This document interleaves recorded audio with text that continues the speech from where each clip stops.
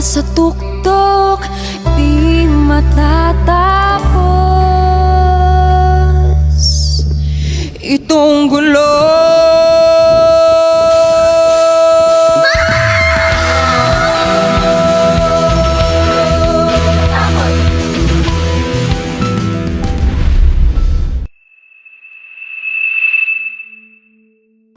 Sa kasaysayan ng Pilipinas, may mga sandaling hindi dapat kalimutan.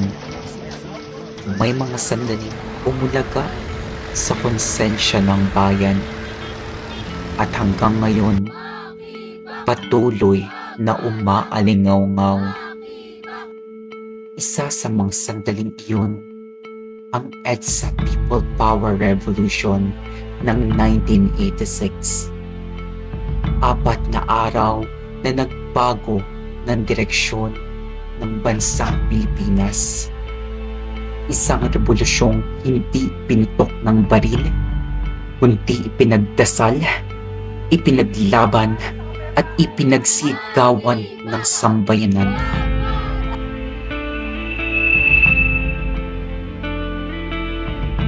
Teko, wag mo patingin. Ano yan ha? Patingin.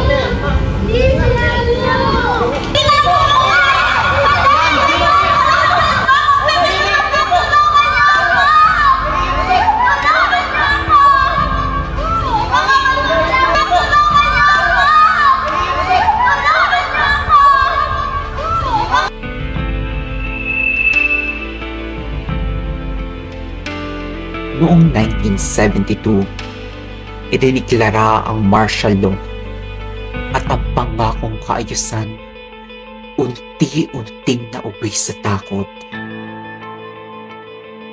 Noon, binabantayan ang bawat galaw. Ngayon, binabantayan ang bawat datos. Mga tahanang binuksan sa gitna ng gabi. Mga kabataang dinampot nang walang paliwanag. Pinatahimik ang media. Pinutol ang karapatan. Sa bawat silid, may pangamba. Pero sa bawat Pilipinong lumalaban, may apoy na hindi kayang patayin. At sa gitna ng lumalalang dilim, may isang pangalan na naging ilaw. 1983, isang putok sa naiya ang nagpasabog ng antok ng buong bansa.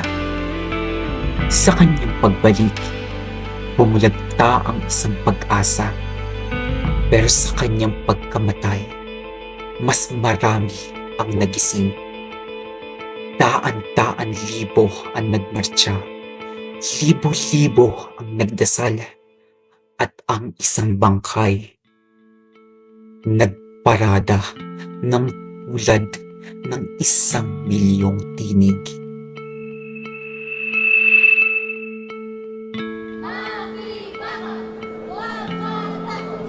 Hindi na napigilan ang pag-alon.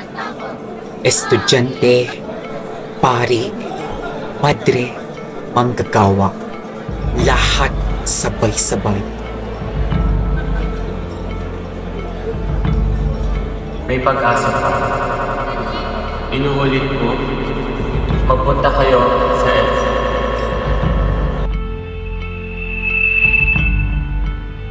Noon, ang libo ay naging milyon.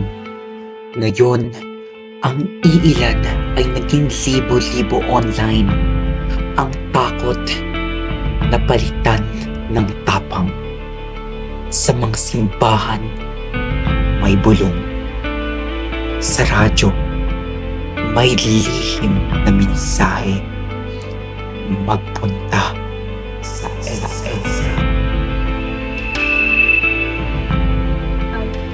Hindi na kami kailangan yan. Salamat po.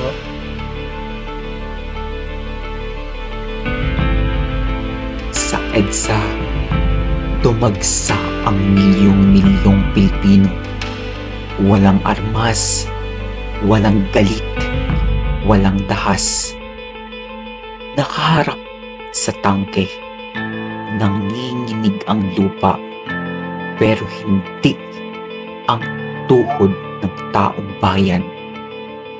At sa 4 na araw, bumagsak ang diktadura at muling nanumbalik ang demokrasya.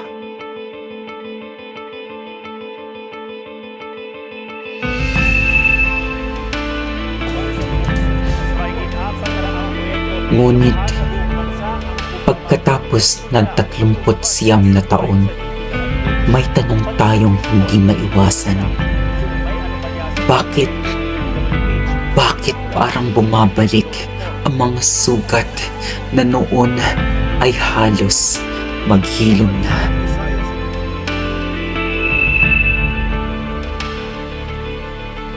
Sa ilalim ng kasalukuyang administrasyon, isa-isang sumusulpot ang mga aninong matagal nang kinatatakutan ng bayan.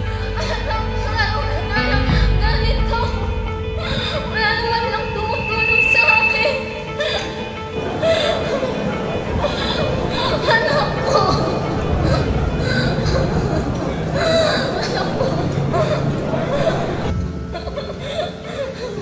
Mga ghost projects, mga proyektong wala namang pundasyon.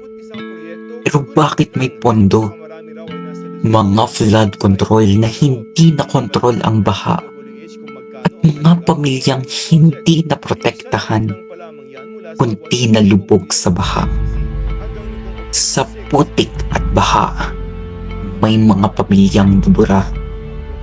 May mga pamilyang nalunod sa kapabayaan at may mga Pilipinong namatay hindi dahil sa kalikasan, kundi dahil sa korupsyon.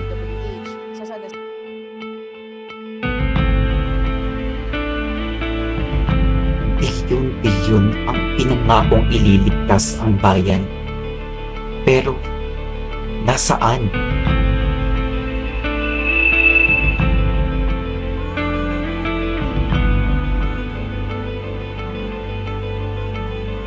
Dito nagiging mahalaga ang EDSA. Hindi dahil gusto nating balikan ang nakaraan, kundi dahil na ang kasalukuyan ay puno ng mga pattern na dapat nating ilalanin. Noon, pinatahimik ang radyo.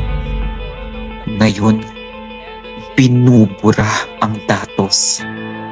Noon, tinatakot ang kabataan. Ngayon, tinites ang katotohanan nila. Ito ang mga bagay na once upon a time ay ipinaglaban nating mawala. At ngayon, habang tumataas ang bilihin, lumulubog ang mga barangay at nagpapabaya ang mga dapat nagliligtas. Dapat natin tanungin ang ating mga sarili. Natuto ba talaga tayo?